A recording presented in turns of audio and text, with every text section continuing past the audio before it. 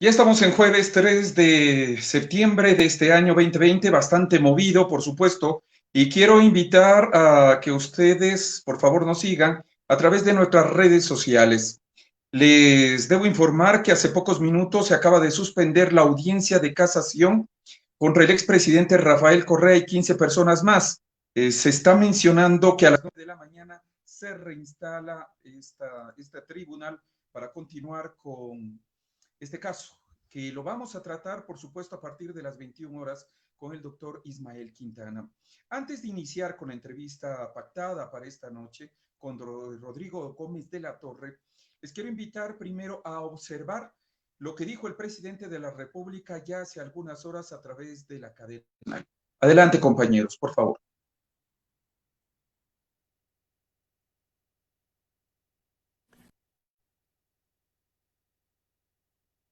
Queridos ecuatorianos, he firmado un nuevo decreto para el pago del anticipo al impuesto a la renta de 1.000 grandes empresas que no se vieron afectadas por la pandemia y que generaron además utilidades durante esos meses.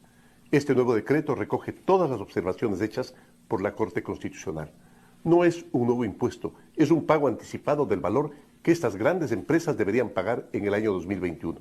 Con esta decisión esperamos recaudar aproximadamente $300 millones que serán destinados, entre otras cosas, a pagar la deuda que tenemos con la Junta de Beneficencia, con Solca y con la Cruz Roja. Compraremos también medicamentos y aseguraremos que todos los establecimientos de la red de salud pública estén en las mejores condiciones para cuidar la vida de los ecuatorianos. Durante estos duros momentos, todos los ecuatorianos hemos aportado con el país.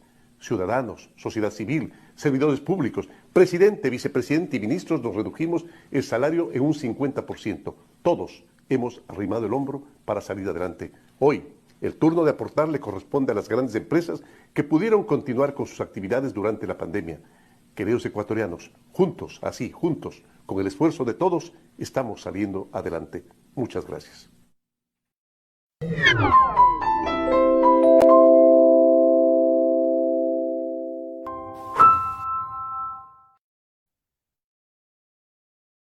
Tarde hiciera el presidente de la República y que lo ha estado repitiendo durante toda esta jornada.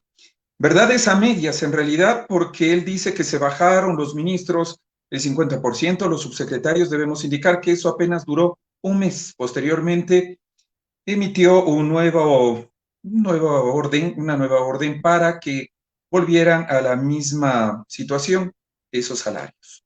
Rodrigo Gómez de la Torre, analista económico, esta noche ya está con nosotros y con ustedes. Estimado Rodrigo, estoy trabando con la R, ¿eh? Verdades a medias he dicho porque no es tan cierto lo que el presidente de la República está mencionando, que ellos sí han hecho esfuerzos, por supuesto el presidente, el vicepresidente, pero en el caso del presidente de la República, él no solo recibe un salario, por indicar. De todas maneras, el presidente emitió este decreto ejecutivo 1137 para que exista esta recaudación anticipada. Se está hablando de $300 millones y que irán directamente a 1.000 empresas. Esto recordemos que ya fue declarado inconstitucional por la Corte Constitucional. Ahora dice el presidente que están zanjadas las dudas que tenía la Corte Constitucional y que más bien hay paso libre para cobrar exactamente a estas 1.000 empresas que habrían recibido beneficios durante la pandemia. Rodrigo, buenas noches. Muy buenas noches, Olger. Buenas noches a todos los radioescuchas. Y que tengas problemas con la R, bueno, a veces nos pasa con que no me cambies de nombre con el que está en casación, estamos muy bien. A ver, creo que el primer decreto ejecutivo fue altamente cuestionado, porque yo creo que hay que entender un poco qué ha pasado en la pandemia y parece que hay actores que no han entendido el evento. Los primeros meses, enero, febrero y hasta el 16, o sea, justo hasta la mitad del mes de marzo, las empresas operaron normalmente. A partir de marzo comienza el confinamiento y comienza un proceso en el cual la gente, grandes, medianos, pequeños, que creo que no es un tema de tamaño, tenían alguna suerte de ahorro y más o menos se comenzó sentir la pandemia, subsanar los problemas de movilidad, etcétera. pero había un ahorro.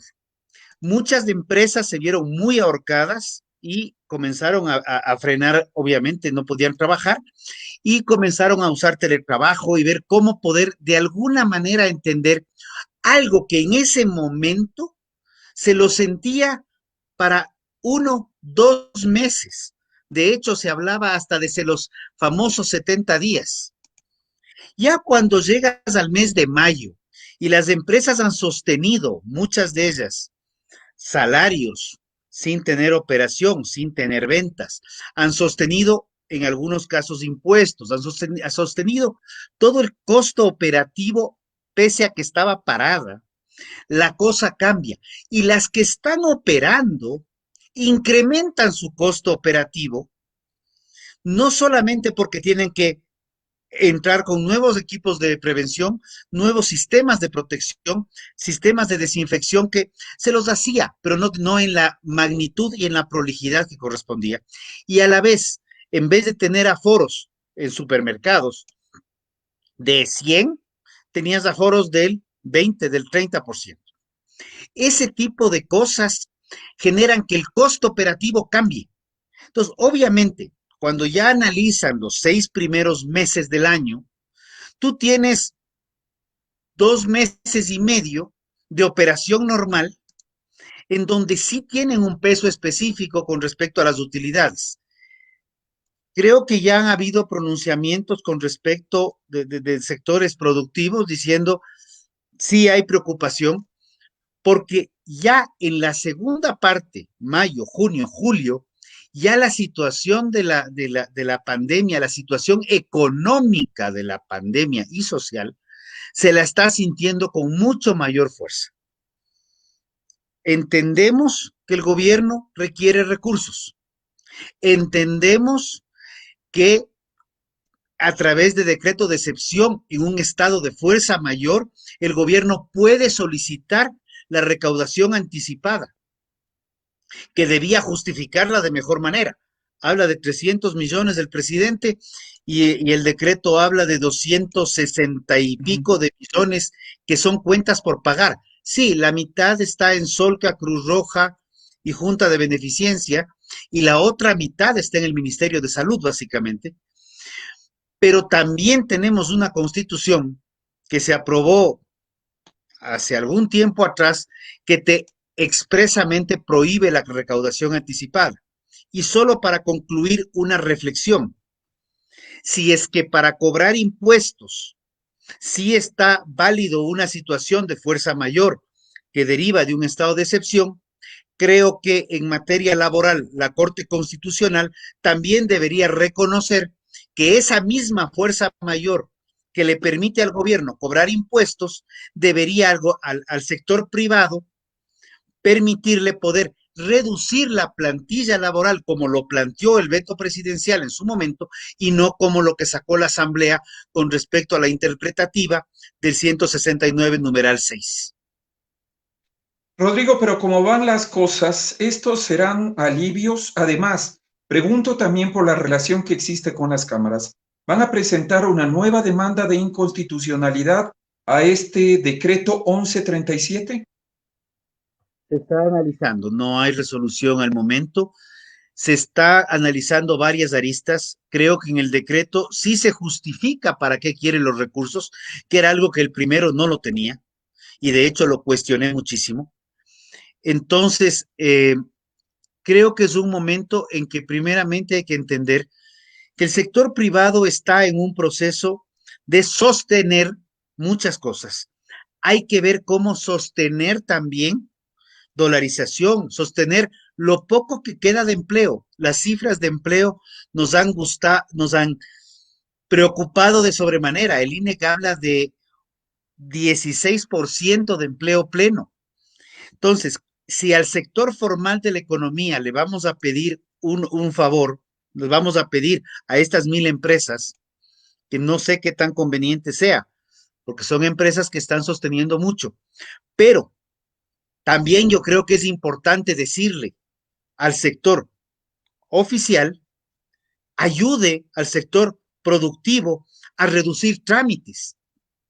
El día de hoy en las noticias, por ejemplo, veía el tema del municipio de Quito, que quiere poner nuevas formas para sacar un salvoconducto, en donde quiere incluir la famosa licencia única de actividad económica, que es un trámite sacar para muchas personas.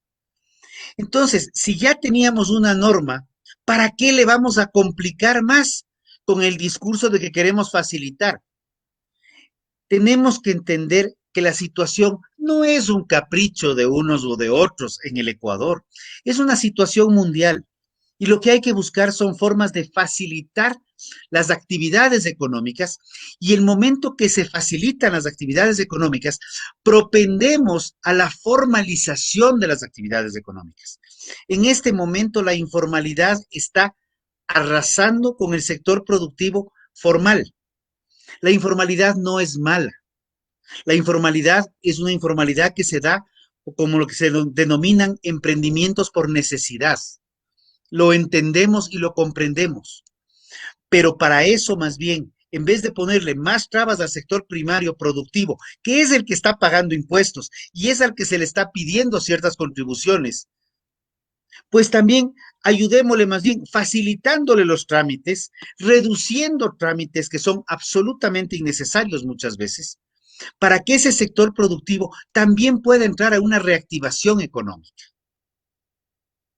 Rodrigo, cuando está diciendo que no, que está en análisis posiblemente el que vuelvan a emitir o vuelvan a solicitar una demanda de inconstitucionalidad, entonces eso no está descartado. Y con esto el gobierno queda sin recursos económicos. El día de ayer también en la noche, con bombos y platillos, se anunciaba que el Fondo Monetario Internacional ya ha aprobado 6.500 millones de crédito excepcional, más 2.000 millones de crédito de China. Pero hoy también mucha gente se ha preguntado, incluso están consultando en las redes, ¿dónde va toda la plata? Según el presidente de la República, por las medidas adoptadas y por haber pagado a los tenedores de la deuda, es que subió el nivel. Y ahora incluso por ello es que vienen los desembolsos. Sin embargo, la gente se pregunta, ¿dónde va ese dinero? ¿Dónde está la plata? Como lo preguntaría Vladimiro Álvarez en su tiempo. Bueno, hay varias preguntas que están en pendiente del mismo tono que la de Vladimiro de hace muchos años. A ver, ¿dónde está la plata? La plata está en alrededor de 1.000 millones de dólares mensuales que se van en sueldos, salarios de IES del sector público. 1.000 millones de dólares que subieron sustancialmente en el gobierno pasado. El señor que está debatiendo el caso de sobornos y si sale o no sale, precisamente es el que incrementó el gasto público con una constitución calculada en base a un presupuesto de petróleo de $200. Esto no es de especulación. Cuando se renegociaron los contratos petroleros, las proyecciones de petróleo estaban apuntando de $200 con tendencia al alza. Y entendamos también que el gobierno no produce dólares. El gobierno recauda dinero de los particulares, del ciudadano de a pie, del ciudadano mediano, del ciudadano de la gran empresa, sea impuestos al impuesto a consumo especial, sea impuesto al IVA, sea impuesto a la renta y un sinnúmero de impuestos a las botellas plásticas. En los combustibles también está el IVA. Todos esos impuestos van a esta caja gigantesca que tiene el Estado, que si es que el sector privado no los produce, el Estado no los recauda. Lo otro es la suerte del precio del petróleo, que precisamente el día de hoy ha bajado. Estaba por 43, ha bajado a 40. Entonces, si el gobierno no recauda, perdón, si el gobierno no produce, el gobierno recauda y coge los fondos petroleros, ¿qué le queda al gobierno? Tiene que también optimizar su gasto. Porque si el gobierno no cumple con su parte, y esto lo venimos diciendo desde el gobierno pasado, tiene que bajar el gasto, porque quien está recibiendo los golpes es el sector privado, y sector privado entendiéndose como empresa o como trabajadores del sector privado. Pero Rodrigo, ahí yo tengo una duda, y una duda que nace ya de lo que estamos viviendo. Más de 300.000 trabajadores han dejado de aportar al IES. Y este va a ser una hecatombe, o sea, esta es una bomba de tiempo porque se viene una crisis a través del IES, se viene una crisis también a través del BIES. Y esto yo lo he venido anunciando ya desde el anterior año. Recordará justamente en una de las entrevistas en la radio donde estábamos. Yo ya había dicho que esto se venía con el BIES, al no tener esos aportes. ¿Y qué tal? Usted está mencionando de parte, por supuesto, del sector de las cámaras, el que se reduzca todavía más el servicio público. Pero el servicio público por lo menos está un poco dinamizando la economía y la circulación. El rato que seguimos reduciendo, ¿qué es lo que podría pasar? Por lo menos en la ignorancia de este pueblo y de este llamingo que está entrevistando. No, no creo que es un tema de ignorancia, Olger, y más bien eso sí no lo comparto. Eh, yo creo que encuentro mucho más sabiduría muchas veces en el pueblo llano del sector rural que en muchos académicos con grandes títulos y más aún cuando tienen honoris causa les llaman ahora, pero más a veces algunos parecen horroris. Yo creo que hay que ir un poco al pragmatismo. Si en la familia tú estás teniendo un problema económico y se reduce, tú tienes que reducir el gasto. No hay vuelta atrás. Lo mismo pasa con el Estado. Lo que pasa es que el Estado es mucho más grande y los números son más grandes. Pero tienes que reducir el gasto. No puedes sostener un gasto tan grande de entre 9.800 millones de dólares aproximadamente al mes, perdón, al año, corrijo, 9.800 millones de dólares al año en sueldos y salarios, más alrededor de 1.200 a 1.300 millones de dólares que son aportes al IES. No estoy hablando del 40% que el gobierno tiene que pagarle al IES por el tema de fondos de jubilación. Uh -huh. Si tú no reestructuras y haces una reingeniería real en donde pases competencias, lo que pasa en el municipio de Quito también está buscando formas de recaudar, por las buenas o por las malas, porque también tiene un aparato burocrático gigantesco. Puede no ser perfecto el modelo guayaquileño, pero redujo el aparato burocrático considerablemente y está planteando alternativas de reactivación económica, inclusive con reducciones de impuestos prediales y patentes a 5 años plazo. Entonces, ¿cómo quieres reactivar la economía si lo que estás haciéndole es es como un atleta? Tienes una persona que lleva corriendo, tuviste problemas, se quedó sin agua en la carrera, ya estás llegando al final, le quitas el agua y le pones encima un par de pesas, lo terminas matando, no vas a llegar al fin. Y al no llegar a la meta, lo único que consigues es matar a todo el equipo. Entonces, lo que necesitamos es, sí, hay que repensar, no se puede hacer de golpe las cosas, pero sí necesitamos entrar en un proceso de reactivación donde el sector privado coja fuerzas, le den oxígeno al sector privado. El gobierno no tiene plata para darle oxígeno al sector privado, estamos conscientes. Entonces, si no tiene plata, no le quite oxígeno. Al momento, por lo menos, está planteando cómo va a usar los recursos. Y el gobierno también, ¿por qué lanza el decreto ahorita? Porque le quedan 8 o 9 días para poder poner un decreto ejecutivo de ese calibre. Porque Efectivamente, ya se le está acabando el estado de excepción. La misma constitución aprobada, hecha en Montecristi, modificada en Puembo, en Pifo, por ahí, porque eso consta en los archivos de la historia, y luego revisada el 30 de julio de ese mismo año, te prohíbe cobro de anticipado de impuestos. La misma constitución del gobierno pasado. O sea, entonces es muy difícil, por más estado de excepción que sea, irse en contra de algo que el mismo gobierno ayudó a eliminar el anticipo. Entendemos la problemática, créeme que lo entendemos. Quienes todavía más estamos dentro de una cadena de pagos directa o indirectamente, dependiendo del gobierno central, que tiene deudas por cualquier cantidad de monto económico, tenemos que salir. El tema de los préstamos con China, como yo lo dije públicamente, Qué bueno, porque demuestra que hay algún nivel de confianza en el Ecuador para poder aprobarle un crédito de este calibre. Y un crédito que inclusive plantea a 2 años, donde tenemos un cambio de gobierno intermedio. Pero ese crédito, con el mismo concepto que planteo, que el gobierno vive de las recaudaciones, tiene que ser pagado de manera indirecta, va a ser pagado por nosotros los contribuyentes, seamos Rodrigo, empresarios o trabajadores. Rodrigo, tengo una inquietud y aquí vienen también las condiciones del Fondo Monetario Internacional, porque no es que estos grandes organismos te prestan y te dicen, sí, sabe que usted está cumpliendo también, pero también las metas. Y esas metas se están desbordando, en cambio, en el tema social. O sea, ¿cómo medir las dos cosas? Y aquí te pregunto, por ejemplo, se está planteando, y al parecer eso es lo que viene, la elevación del IVA, ISD, la flexibilización que ustedes como empresarios lo están pidiendo, control a la banca, autonomía del Banco Central y reformas al IES.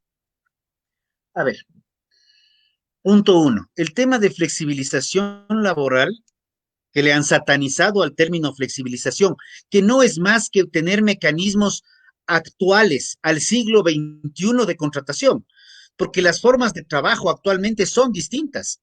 De hecho, en este momento, de acuerdo al Código del Trabajo, son las 8 de la noche, deberíamos estar, estamos fuera de los horarios naturales de trabajo, 8:30 de la noche. O sea, las formas de trabajo han cambiado en el mundo. Por eso los países se han ido modernizando y se han ido adaptando. Tenemos un código que no solo data del año 38, tenemos un código que tiene una visión de finales del siglo XIX, que es en base a lo que se construyó el código. Ahí hay que hacer una reforma. Y más aún, yo tengo unos números que no son los del INEC. Yo estimo que el empleo pleno realmente no está en el 16, está bordeando el 20, 22%, un poco por las desvinculaciones que se han dado, pero es gravísimo. Tenemos que pensar no solamente en ese 22% o 20% o 16%. Tenemos que pensar en toda la gran masa de trabajadores o de gente que quiere trabajar, que por normas absurdas no lo puede hacer, porque la gente no quiere contratar. Tú necesitas una contratación mucho más viable a la nueva normalidad inclusive. Y la ley humanitaria no ayudó. En algo el contrato de gente recoge ciertos conceptos, pero es solo para un año. Y el sector turístico todavía está incierto de qué va a pasar. Por ejemplo, el segundo tema que tú me mencionabas, el ISD lo único que ha hecho es encarecer la vida de todos los ecuatorianos, porque la plata quien quiere sacar la plata para llevársela, se la lleva con o sin ISD. Más bien lo que encarece es importaciones, encarece insumos, encarece materias primas, y más del 60% de lo que se importa son bienes de capital y materias primas que usamos para la producción, que usamos para poder trabajar en el Ecuador, que no se producen aquí. Tercer punto que tú me decías, la reforma al IES. La reforma al IES es algo que se tiene que dar, no se ha reformado desde el año 2001. La situación económica del IES es catastrófica y esa es la palabra, es catastrófica. Y como tú mismo dices, 300,000 empleos plenos menos, son 300,000 aportantes menos, en donde están trabajadores públicos, trabajadores privados y voluntarios. De esa masa, si no se hace una estructura bien pensada, donde cojamos el tema laboral y el tema de seguridad social y lo integremos, seguimos no sé, la expresión que se vino a la cabeza no es prudente, pero seguimos fuera del pilche, porque si no tienes empleo pleno, tampoco tienes aportes de la seguridad social, y esa es una deuda gigantesca que no se la quiere entender. No puedes tratar los dos temas como que fueran entes aislados. Por el contrario, son completamente complementarios. Pero entonces, como van las cosas, Rodrigo, y lo que podemos vaticinar para los siguientes meses, es que estas reformas, la elevación del IVA, que debe pasar necesariamente por la Asamblea Nacional, la flexibilización laboral, el tema de las reformas al IES, se las haría con el nuevo Congreso Nacional, la nueva Asamblea Nacional. ¿Y por qué te digo nueva? Porque quieras o no, aproximadamente se está calculando que unos 90 asambleístas van a la reelección. Es decir, que vienen sus suplentes y con esa nueva asamblea se estaría pensando aprobar estas reformas que están dentro del paquete de condicionamientos del Fondo Monetario Internacional y de los multilaterales. No es tan el cuestionamiento y no es tan condicionamiento del fondo. Yo creo que cuando les oigo a los políticos, y me encanta oírle a un pocotón de gente, porque le han cogido a la frase como que fuera maravillosa, y es, no estamos pensando en las próximas elecciones, estamos pensando en las próximas generaciones, con todo y mano y dedo, velasquista y todo lo que quieras.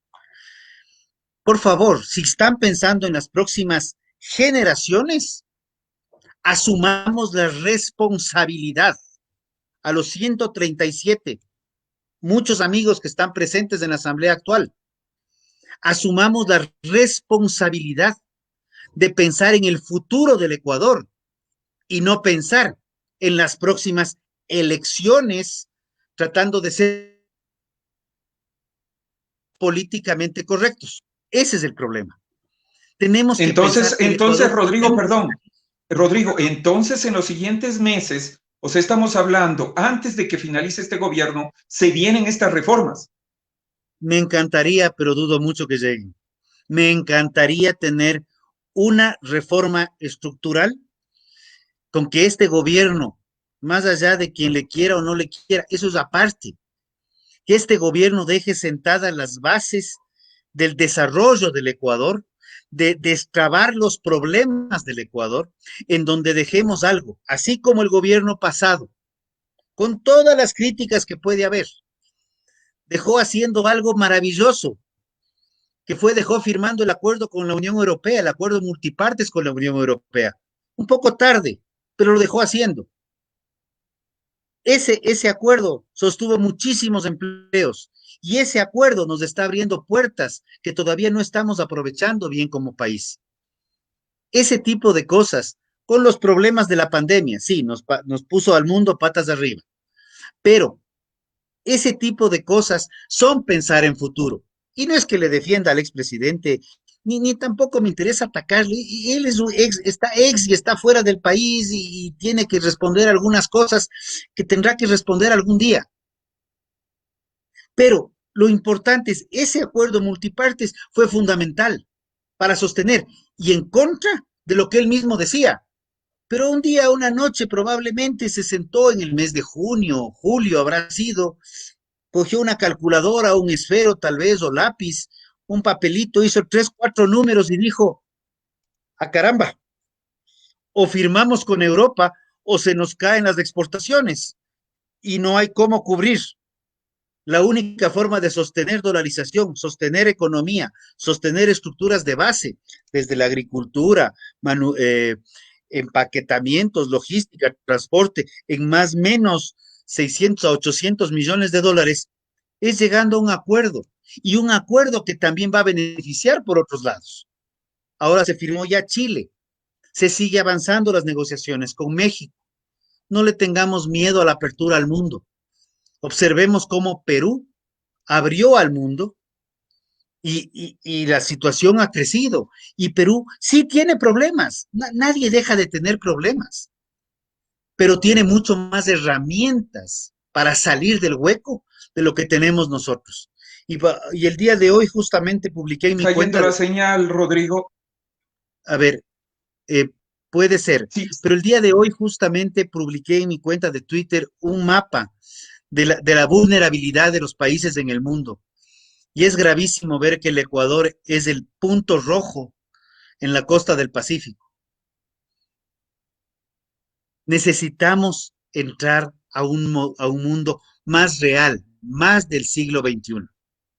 Y yo Rodrigo, creo que ya para finalizar, todo esto en medio, toda esta crisis económica, moral, toda esta debacle que estábamos en realidad viviendo en medio de una campaña electoral. Una campaña electoral donde incluso el día de ayer el precandidato a la presidencia de la República, Andrés Arauz, ha mencionado que ha enviado una carta al Fondo Monetario Internacional para decirle justamente que todas estas medidas lo que van a hacer es empobrecer más al pueblo ecuatoriano y que no va por ahí la situación. A ver, yo creo que hay un tema que es complejo, es la situación del Ecuador no es una situación fácil, ya era una situación compleja el año pasado. Ya el año pasado hablábamos justamente de cuántos empleos iban a perder este año. Se hablaba de entre el 2 y el 5%, no se esperaba la pandemia en este nivel. Me parece que como candidato, como con el título de precandidato que todavía no está inscrito binomio ni siquiera, porque ahorita estamos aceptando precandidaturas y cuando tengamos la inscripción del binomio en el CNE, ahí tendremos precandidatos. Ahorita bueno, son precandidatos, pero bueno, creo que la carta está en su derecho de hacerla, me parece irresponsable, pero está en su derecho. Creo que hay que pensar seriamente en que las diferentes tendencias ideológicas, no solamente protagonismos y personalismos, sino las tendencias ideológicas, se junten. Tener en este instante, y no sé cuál es el número 16, por cierto, porque leí en la prensa que ya estamos con 16 precandidatos. Yo me que había quedado en 15. Ya 15 era absurdo. Yo creo que hay temas que hay que pensarlos seriamente.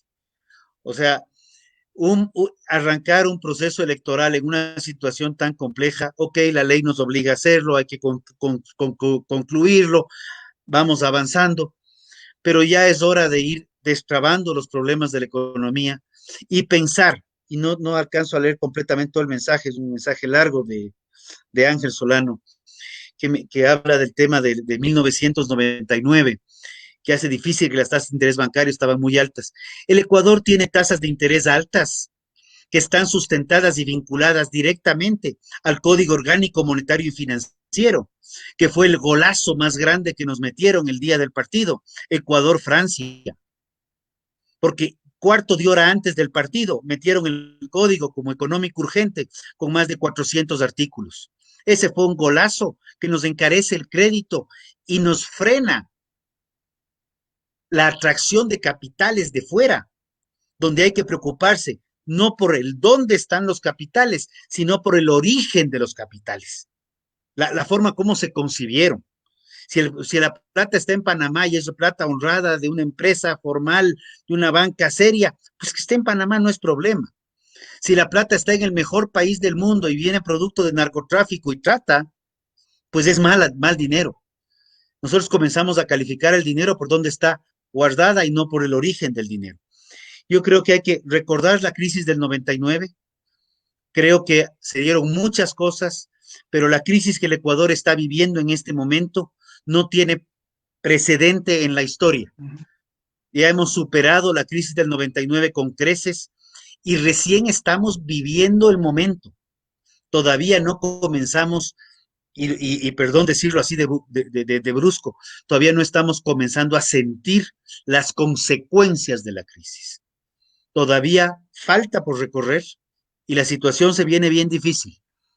El próximo gobierno es bien dura y el próximo gobierno va a tener que tener liderazgo y un liderazgo concreto, no populista, sino pragmático, pensando en cómo sacar al sector privado para sostener al sector público adelante, porque los países no desaparecen, los países no quiebran. Son las empresas las que terminan quebrando y cayendo en una crisis económica espantosa. Tenemos Rodrigo Gómez de la Torre, salgamos adelante. te quiero agradecer infinitamente por esta deferencia, por haber estado con nosotros y con este gentil público también que nos está siguiendo a través de las redes sociales, a través de Ecuador Inmediato y Tiempo Real. Un gusto y nos volveremos a encontrar porque es necesario ir analizando. Y ahora que también vendrán las postulaciones y como tú dices, aprenden las mañas, aprenden a levantar bien los brazos, a gritar, hacer un sinnúmero de circo y de show. Pero en estos momentos, el Ecuador no necesita show. El Ecuador necesita saber planes de acción, hacia dónde nos van a llevar, y por eso desear la mejor de la suerte a cada uno de quienes dicen voluntariamente, sin ambiciones, sin pretensiones, quieren dirigir este país. Pero lo que no entiendo es, si tan quebrados estamos, ¿por qué tantos candidatos a la presidencia y más bien no tenemos solo 2 o hasta 3? Gracias, Rodrigo. Será hasta una próxima oportunidad. Vamos con la cortina y enseguida estamos ingresando ya con el nuevo entrevistado. Gracias.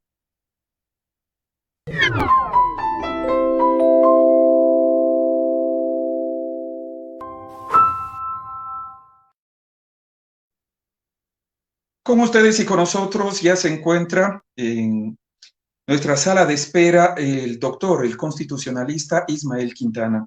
Importantes sus reflexiones, justamente lo estaba leyendo respecto al caso Sobornos. Él había dicho que este caso no es que ya se va a dar la decisión de los 3 jueces del tribunal de la noche a la mañana y que hoy mismo tendríamos.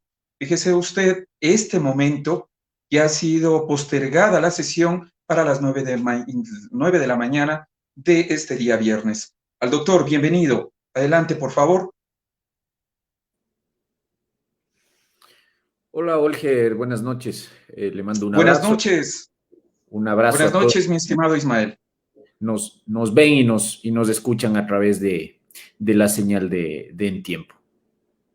Así es, de tiempo real y de Ecuador inmediato. Mi estimado doctor, ¿cómo ve usted el manejo de la fiscal que justamente ya había mencionado que cada uno de los abogados de las partes que están siendo procesadas y que pidieron este recurso de casación, pues no están yendo al objetivo? Usted dijo que exactamente hoy en horas de la mañana que esto no sería nada fácil y que el resultado de estas casaciones no se iban a dar justamente el día de hoy. Se ha postergado para el día de mañana y para que un poco nuestro pueblo yamingo, el pueblo de a pie, entiende exactamente qué es esto y de qué se está tratando, porque usted sabe que la ciudadanía está enterada de todo un poco, pero no exactamente qué es y cuál es el delito que se está siguiendo contra el expresidente de la República, el ex vicepresidente de la República. Son en total 16 personas. Bienvenido, doctor.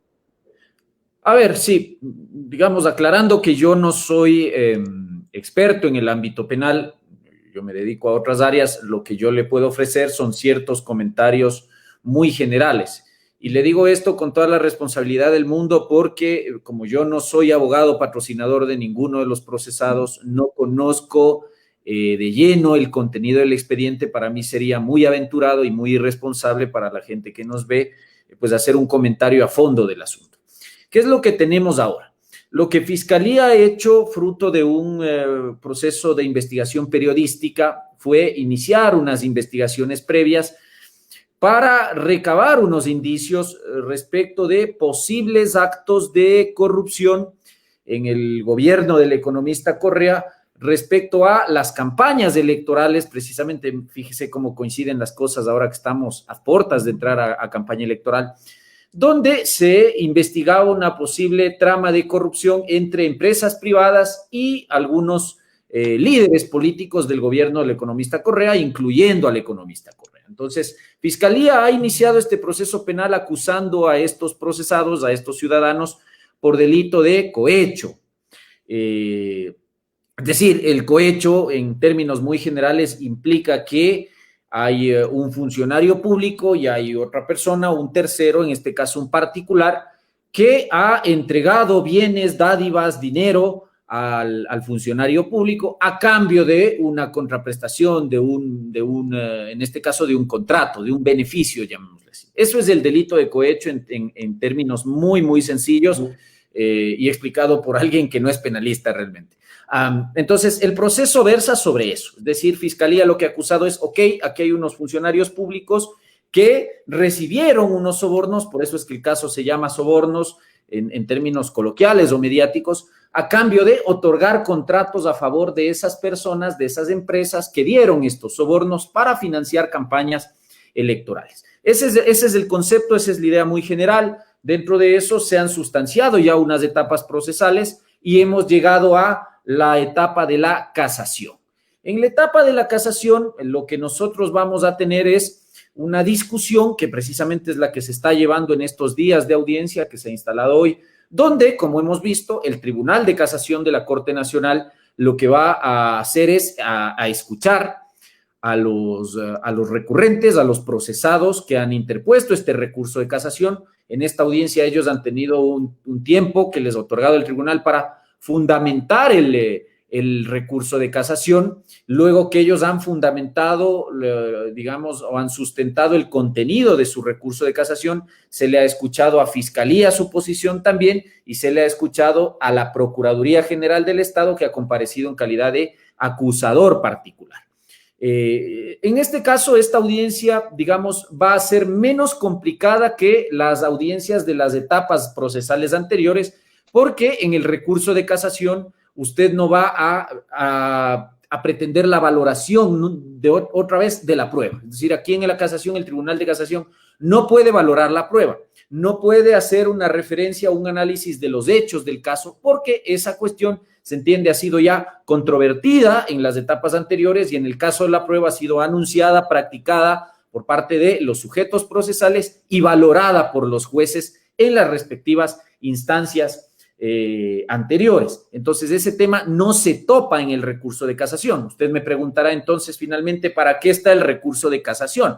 El recurso de casación es un mecanismo de impugnación de decisiones judiciales, en este caso, un mecanismo de impugnación de decisiones judiciales de orden penal, que al ser extraordinario, por las razones que le di, solamente permite que el Tribunal de Casación entre a analizar si es que el fallo recurrido, el fallo impugnado, ha violado la ley en términos muy generales. Y en el ámbito penal, los penalistas nos explicarán con mayor detenimiento, usted solamente tiene 3 causales: la violación expresa de la ley, la aplicación indebida de la ley o la errónea interpretación de la ley. Esos son los únicos 3 cargos por los cuales se puede interponer un recurso de casación y se puede, si es que está bien fundamentado, se puede conceder el recurso de casación.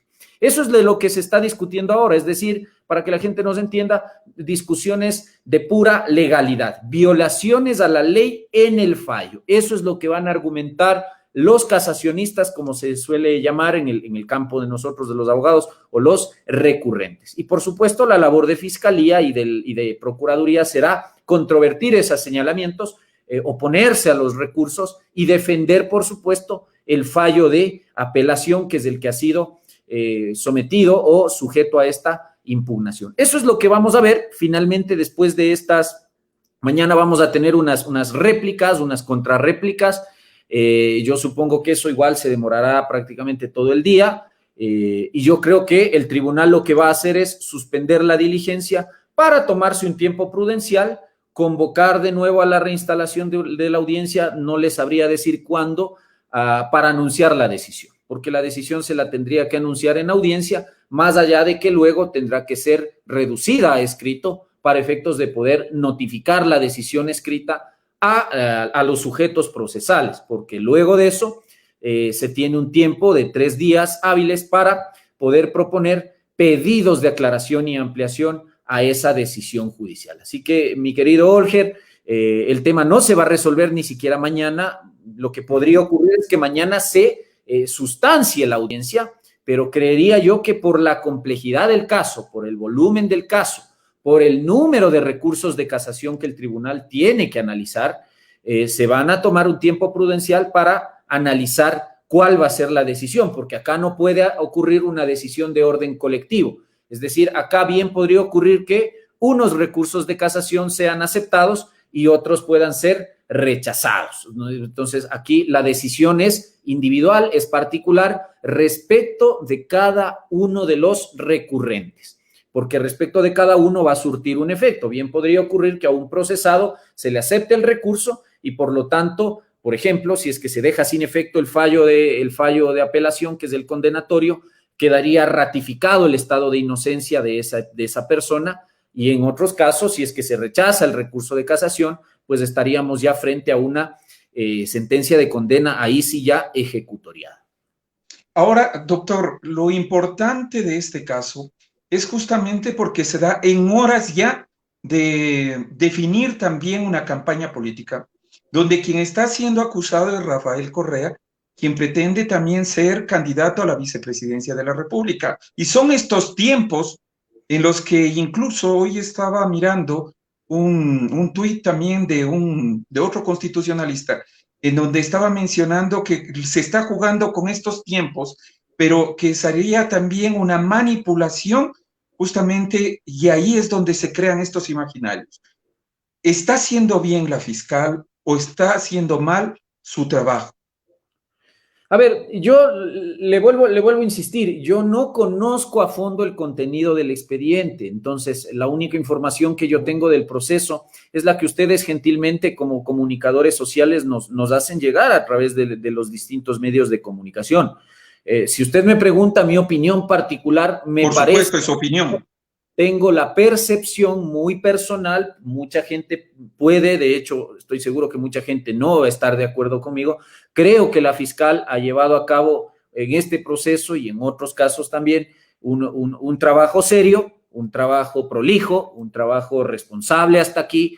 Entiendo yo que las pruebas que ha presentado Fiscalía de Cargo han sido suficientes como para convencer a los tribunales que han intervenido en las diferentes etapas del proceso de que aquí ha habido el cometimiento de un delito de cohecho y que por otro lado las pruebas de descargo y los argumentos que han presentado los abogados, las defensas técnicas de cada uno de los procesados han sido insuficientes, no han logrado desvirtuar las acusaciones de fiscalía, más allá de que por supuesto que en este caso a quien le corresponde probar el cometimiento del delito siempre va a ser a fiscalía y no al imputado, no al acusado, no al procesado. Así que en ese sentido yo creo que Fiscalía ha llevado bien el proceso. Este es un proceso que ha llevado poco más de un año, es decir, no creo que Fiscalía lo haya iniciado pensando en el proceso electoral. Ahora, cuestión aparte es el análisis que uno tiene que hacer respecto al comportamiento de la Corte Nacional de Justicia frente a este caso particular. En lo que Fiscalía pues no tiene nada que ver porque en términos procesales Fiscalía es un sujeto procesal más, es decir, Fiscalía no es juez, ¿ya? Fiscalía no maneja los tiempos del proceso, quien maneja eso es la Corte Nacional, en este caso porque estamos frente a un proceso de fuero de Corte Nacional. Y digamos ahí lo que bien usted anota, Olger, se levantan algunas suspicacias porque, digamos, este caso lo que sí ha sido llamativo es la celeridad con la que la Corte Nacional de Justicia le ha dado tratamiento. De hecho, muchos colegas, abogados que litigan en materia penal, hacen este señalamiento de que en los casos comunes y corrientes, los recursos de casación muchas veces demoran y demoran años, 2, 3, 4 años muchas veces demoran los recursos de casación y que como así este caso ha tenido un tratamiento preferencial, un tratamiento mucho más rápido, más ágil que otros procesos. Y en general, eso sí en realidad tienen los colegas que critican eso, tienen la razón, porque en general en Ecuador nuestra justicia avanza a paso de tortuga. Es decir, en cualquier ámbito en el que uno litigue, yo le hablo por el ámbito en el que yo litigo, que es el ámbito constitucional. Por supuesto, no lo hago ante la Corte Nacional, generalmente mis intervenciones son ante la Corte Constitucional, pero el mal es el mismo, es decir, la justicia aquí no avanza con tratamiento célere a todos los casos, o por lo menos no a la gran mayoría. Entonces, aquí la discusión no es por qué Corte Nacional de Justicia le ha dado un tratamiento rápido a este caso. Más bien, mi señalamiento es por qué no se obra de esa misma manera con todos los casos. Porque lo único que yo quisiera es que todos los casos caminen a la velocidad del rayo para que la gente tenga una respuesta de los órganos jurisdiccionales de manera pronta, de manera oportuna, de manera eficaz. Entonces, yo no critico el tratamiento rápido que se le ha dado al caso. Critico que esto no se haga con todos los casos sin importar quién sea el sujeto procesal o la parte procesal. Entiendo yo, Olger, que este es un caso que reviste trascendencia nacional. Por supuesto que sí, ni más ni menos, estamos frente a un proceso tan histórico que eventualmente podría llegar a condenarse a un expresidente de la República y a un ex vicepresidente de la República. Y eso, por supuesto, que reviste o tiene una connotación importante a nivel nacional. Estamos hablando de una persona que gobernó el país durante 10 años. Entonces, entiendo yo que por ahí podría justificarse el tema del tratamiento célere, en lo que yo jamás voy a estar de acuerdo, ni antes, ni ahora, ni mañana, es que la función judicial, los órganos de justicia, acomoden sus tiempos a los calendarios electorales. En eso sí, yo no voy a estar de acuerdo. Si el economista Correa, si el ingeniero Glass, si cualquiera de los procesados que han sido hasta aquí condenados en este caso sobornos, deben recibir condena ejecutoriada y por lo tanto tienen que cumplir una pena privativa de libertad por haber cometido un delito, esa decisión tendrá que tomarse con la sola e irrestricta aplicación del derecho. Es decir, lo que uno espera de los jueces, en este caso del Tribunal de Casación, es que la decisión, sea la que tomen, o aceptando los recursos de casación o desestimando los recursos de casación, se la haga aplicando el derecho, revisando el expediente, revisando los hechos y aplicando con corrección y lealtad a los hechos del caso las normas jurídicas. Es decir, todo ingrediente de orden político, de orden electoral, que esté contaminando probablemente el buen criterio de los jueces, tiene que ser desestimado, tiene que ser siempre rechazado, porque de esa manera garantizamos nosotros que los jueces obren en todos los casos con independencia, con imparcialidad y con competencia, conforme ordena nuestro texto. Ismael, y basado en esto, Rafael Correa, ¿puede o no puede ser candidato a la vicepresidencia de la República? Porque es alrededor de ello que se arma toda esta situación. Hoy he visto a periodistas, hoy he visto a juristas, todos poniendo su granito de arena, que él no debería entrar, que él sí debería entrar, de lado y lado. Por eso es que, por esa misma contaminación, es que más bien invito a una parte, digamos, imparcial, y para que usted pueda analizar desde esa visión qué mismo es lo que puede pasar. Rafael Correa, ¿puede o no puede? Y además, vi un tuit suyo muy interesante, donde usted está mencionando que esta situación está poniendo en riesgo incluso la candidatura del mismo Andrés Arauz. Y no solo usted, también he visto de periodistas serios que no están metidos en las leguleyadas y que más bien están haciendo este análisis y dicen, cuidado, y se quedan incluso sin candidato y luego van a decir, no, es que todo esto fue parte de una persecución. A ver, aquí usted ofrece varios puntos de análisis, mi querido Olger. Y yo con usted he conversado muchas ocasiones respecto a este tema de la posible candidatura del economista Correa a la vicepresidencia. Vea, yo soy una persona que realmente cuando emite una opinión la hace sin pensar en a quién le beneficia o a quién le perjudica. Y fruto de aquello, usted ha visto que muchas veces el correísmo me ha aplaudido y me han querido y me han dicho, me han dado buenos comentarios. Y en otras ocasiones, por supuesto, eso no es así. Lo propio con el anticorreísmo. Cuando el anticorreísmo no le gusta mi opinión, suele también acudir a la crítica. Y está bien, estamos en una democracia y es normal discutir las cosas de esa manera. Entonces, en ese sentido, yo desde hace muchos meses atrás, no es ahora, no es como consecuencia del tema sobornos, he sostenido categóricamente que desde el punto de vista estrictamente constitucional, el expresidente Correa no puede participar en el proceso electoral en calidad de candidato a la vicepresidencia de la República. Y le voy a dar brevemente los argumentos sobre los cuales sustento mi postura. Desde la Constitución del año 2008, porque esta norma no existía en constituciones pretéritas, usted establece en el artículo 149 un régimen. Y lo que nos dice la norma es, a ver, al vicepresidente de la República o quien ejerza la vicepresidencia de la República va a tener que cumplir los mismos requisitos y no va a poder incurrir en las inhabilidades y en las mismas prohibiciones que se establecen para el caso del presidente de la República. Entonces, lo que ocurre es que el economista Correa, todos sabemos, fue elegido para el periodo de gobierno 2009-2013 y luego fue reelegido para el periodo 2013-2017. Como todos sabemos también, la Constitución nuestra originalmente contemplaba un sistema de reelección condicionada y limitada. ¿Qué quiere decir esto? Que una persona puede participar en un proceso electoral para reelegirse a la misma dignidad por una sola vez consecutivo, no. Eso dice el artículo 114 y en el caso de la presidencia y de la vicepresidencia, el artículo 144 de la Constitución. Cierto es que en el año 2015 tuvimos una enmienda constitucional en la Asamblea que instauró el régimen de reelección indefinida, que finalmente nunca llegó a aplicarse, porque en el año 2018 nosotros en la consulta popular enmendamos la Constitución y retornamos al sistema original de reelección limitada. Entonces, el economista Correa ya ha agotado constitucionalmente sus posibilidades de acceder a la presidencia de la República. En buen romance, él está prohibido constitucionalmente de ejercer el cargo de presidente de la República. Y ahora, esa prohibición se le extiende por disposición del artículo 149 de la Constitución a la figura vicepresidencial.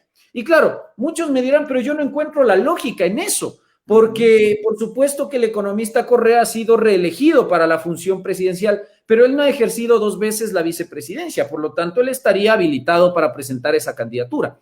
Y en principio sí, por supuesto que ese es un argumento válido, pero es un argumento que peca de incompleto. ¿Por qué? Porque hace una lectura asistemática de la Constitución. Es decir, solamente me está leyendo el artículo 114 y el artículo 144 de manera aislada. ¿Y por qué le digo eso? Porque además a la Constitución hay que interpretarla de modo sistemático, en el conjunto de normas. Y el segundo argumento es que entonces, en aplicación de este canon de interpretación sistemática de la Constitución, el artículo 150 además indica que la única atribución constitucional de un vicepresidente es subrogar o reemplazar al presidente de la República en caso de ausencias temporal o definitiva. Esa es una norma que se instauró también en esta Constitución y que no había en constituciones pretéritas en las que usted sí encontraba funciones vicepresidenciales otorgadas por la Constitución. Ahora ya no. La única misión de un vicepresidente es subrogar al presidente. Entonces, si es que el economista Correa fuera calificado como candidato a la vicepresidencia de la República, tendríamos un problema, porque estaríamos permitiéndole a un ciudadano que ya no puede ejercer la presidencia, que eventualmente acceda a ese cargo por la vía de la subrogación o del reemplazo. Y eso se llama fraude a la Constitución. Entonces, por esa razón, muy sencillita, el economista Correa no puede participar como candidato a la vicepresidencia de la República. Y mire que estos señalamientos no tienen nada que ver ni con el tema de la aceptación personalísima de la candidatura y mucho menos con el tema del proceso penal del caso Sobornos. Es decir, esto es constitucional. Exactamente. Esto es constitucional. Efectivamente, esto se trata de una prohibición constitucional que él tiene para acceder al cargo vicepresidencial. Entonces, aquí a mí no me interesa el desenlace del caso Sobornos. De hecho, podrían el día de mañana aceptarle el recurso de casación y ratificarle su estado de inocencia, que eso no impide que la prohibición constitucional se aplique y el Consejo Nacional Electoral rechace esta candidatura, porque no procede constitucionalmente. Ahora, doctor, ¿por qué se pone en riesgo la candidatura de Andrés Arauz? Una. Y dos, ya con lo que estoy terminando, el Consejo Nacional Electoral, de acuerdo a su lectura, no puede permitir que Centro Democrático cambie la figura de Rafael Correa a la vicepresidencia porque él ya está como postulante a la vicepresidencia. Es decir, que que Carlos Rabascal, que sería el segundo que esté en la nómina, tampoco podría acceder a la misma. A ver, vamos. Las dos cosas van a llegar al mismo punto. ¿Por qué yo he sostenido, y por eso los amigos afines al expresidente Correa me han salido a dar, pero palo en las redes sociales? Entiendo que no les agrada mis opiniones hoy y está muy bien. No tengo yo ningún problema con eso. Yo no estoy pensando en agradar o desagradar a alguien cuando abro la boca y emito una opinión que es puramente jurídica. ¿Por qué? Y le voy a dar las razones. ¿Por qué la candidatura del señor Arauz hoy está en riesgo gracias a la necedad del expresidente de la República? ¿Y por qué entonces el Consejo Nacional Electoral no podría permitir que Centro Democrático cambie o reemplace a Rafael Correa en el evento de que su intento de candidatura no sea calificada, que es lo que seguramente va a ocurrir si es que ellos persisten en esta necedad de inscribir a una persona que está prohibida constitucionalmente de ejercer este cargo. Pero bueno, la primera razón, la Constitución en el artículo 143, y esto ocurre desde el año 78, con la Constitución del año 78, vigente desde el año 79, establece la figura del binomio inescindible, del binomio inseparable, es decir, que nosotros elegimos en una misma papeleta al candidato presidencial y al candidato vicepresidencial, auspiciados por la respectiva organización política. Entonces, como constitucionalmente la exigencia es que exista binomio, no candidato presidencial por separado y vicepresidencial por separado, cierto es que al momento de ingresar los formularios con los habilitantes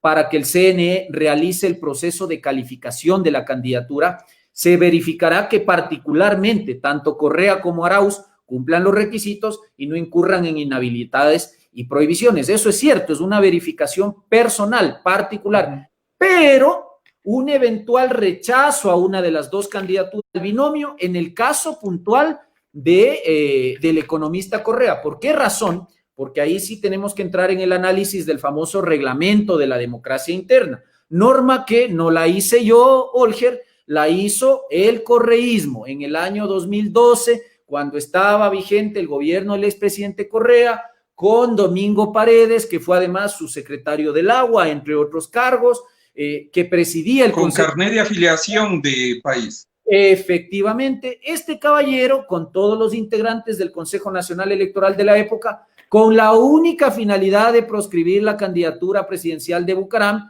pusieron en vigencia la norma esta que indica en el reglamento de democracia interna que la aceptación de una candidatura es un acto indelegable, es un acto personalísimo y que se lo hace ante alguno de los delegados del Consejo Nacional Electoral. Esa norma no está puesta en vigencia en 2020, viene desde hace 8 años atrás y está aplicado en todos los procesos electorales desde el año 2012, ¿ya? Entonces, a mí esto me desagrada porque cuando la norma era hecha para proscribir la participación o impedir la participación de los rivales políticos de quienes ejercían el poder en ese momento, estaba muy bien, aplausos. Cuando la norma se te aplica a ti porque has dejado de tener poder, ahí sí ya no te gusta, ahí sí me sacas los argumentos de la inconstitucionalidad, me sacas los argumentos de que el reglamento no puede estar por encima de la ley o la Constitución, y estamos todos de acuerdo en eso.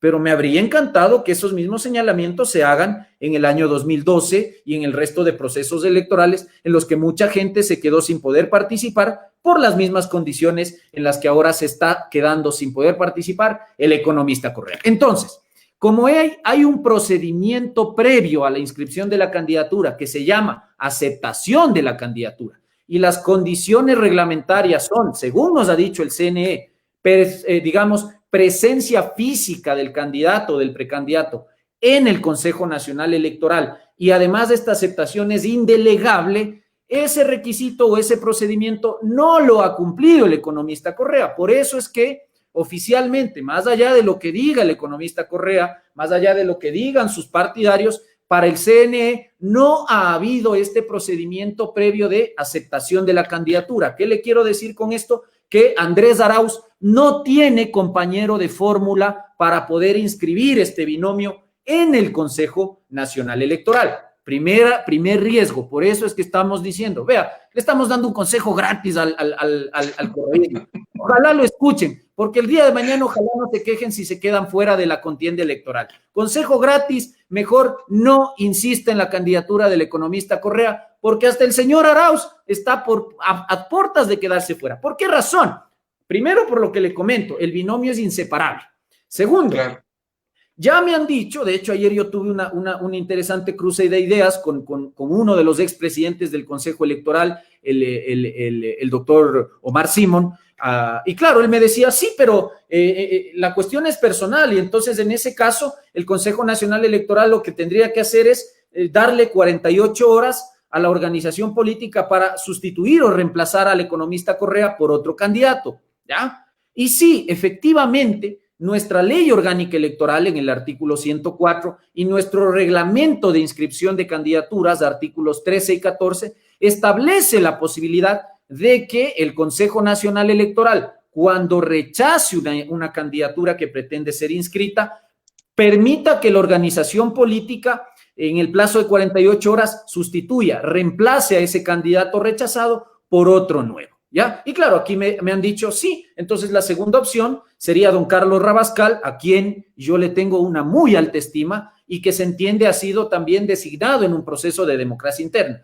El pequeñísimo problema, y en el que no hemos estado de acuerdo con Omar Simón y con mucha otra gente, es que si usted revisa con atención tanto el artículo 104 del Código de la Democracia como los artículos 13 y 14, la única alternativa por la cual el Consejo Nacional Electoral podría permitir que una organización política sustituya a un candidato que no ha sido calificado es cuando esta persona no reúna los requisitos constitucionales de acceso al cargo. Entonces, en el caso del economista Correa, ahí no tenemos ningún problema. ¿Cuáles son los requisitos constitucionales para acceder al cargo vicepresidencial? Los puede revisar en el artículo 142 de la Constitución. 35 años de edad al momento de la inscripción de la candidatura. Correa lo cumple. Nacionalidad ecuatoriana por nacimiento. Correa lo cumple. Gozar de derechos políticos, hasta el momento Correa goza de los derechos políticos y no estar incurso en una de las inhabilidades previstas en el artículo 113 de la Constitución. Correa al día de hoy no está inhabilitado. Por lo tanto, mi querido Orger, él no tiene un problema de cumplimiento de requisitos, que es, insisto, y usted lo puede leer en la ley, no me estoy inventando, por favor.